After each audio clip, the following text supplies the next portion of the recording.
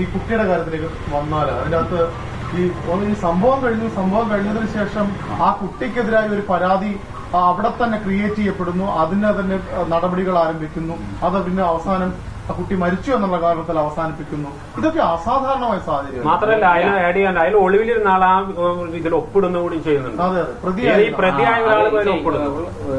ഈ വിവരം VC-ക്കോ അല്ലെങ്കിൽ രജിസ്ട്രാർക്കോ റിപ്പോർട്ട് ചെയ്തിട്ടില്ല. ഇങ്ങനെ ഒരു കംപ്ലൈന്റ് കിട്ടിയതും ഈ വക കാര്യങ്ങൾ യൂണിവേഴ്സിറ്റി അപ്പൊ അധ്യാപകർ മരിച്ച സിദ്ധാർത്ഥനെതിരെ കംപ്ലൈന്റ് കിട്ടിയത് VC-ക്ക് രജിസ്ട്രാർക്കും അറിയില്ല.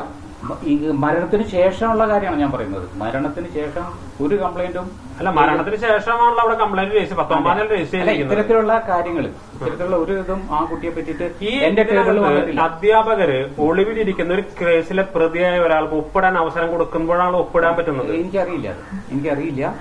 ഇത് ഞാൻ അറിഞ്ഞിട്ടില്ല. എന്റെ ടേബിളിൽ ഈ ഇത്തരത്തിലുള്ള പരാതി വന്നിട്ടില്ല. ഈ വിദ്യാർത്ഥിനിയുടെ രാഷ്ട്രീയ പശ്ചാത്തലം പരിശോധിച്ചിരുന്നു നമ്മൾ ഏതെങ്കിലും ഘട്ടത്തിൽ? ഈ പറഞ്ഞത് ഇപ്പൊ ഇതിനു ശേഷം വന്ന പരാതിയല്ലേ പറയുന്നത്. ഇത് VC-യുടെ ടേബിളിൽ എത്തിയിട്ടില്ല.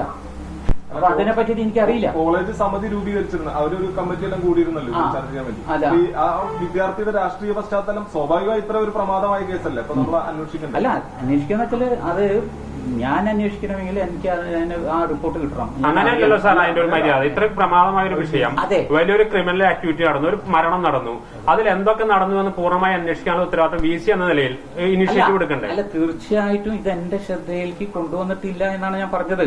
ഇത് വന്നെങ്കിലല്ല, അല്ലാണ്ട് ഞാൻ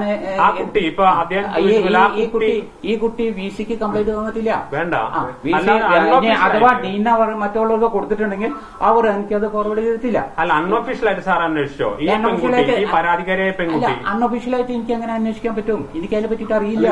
പിന്നെ ഞാൻ എങ്ങനെയാണ് ആ കുട്ടിയോട് ഇത് അന്വേഷിക്കുക? അല്ല, ഈ ആത്മഹത്യയിലേക്ക് പോലും വഴിതെളിച്ചത് ഈ പരാതിയാണെന്നുള്ളതാണ് ഒരു വശത്ത് ഉയർന്ന ആരോപണം.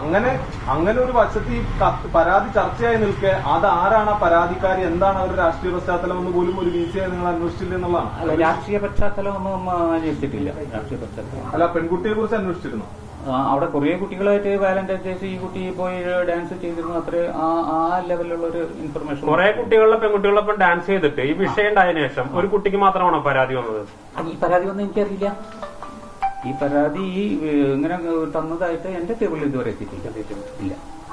അപ്പൊ ഈ അവിടുത്തെ ചില അധ്യാപകരും അവിടുത്തെ ഈ വിഷയങ്ങളിൽ കൂട്ടുപങ്കാളികളാണെന്നുള്ളതിന്റെ തെളിവാണുള്ളത്.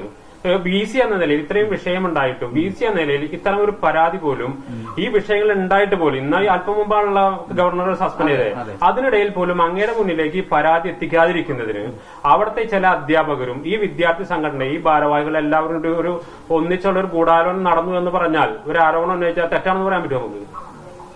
അല്ലേ? അല്ലെങ്കിൽ സാറിന്റെ അടുത്ത് എത്തേണ്ടതല്ലേ പരാതി? എന്റെ എത്തേണ്ടതാണ്. അത് കിട്ടിയിട്ടില്ല. ഫെയർ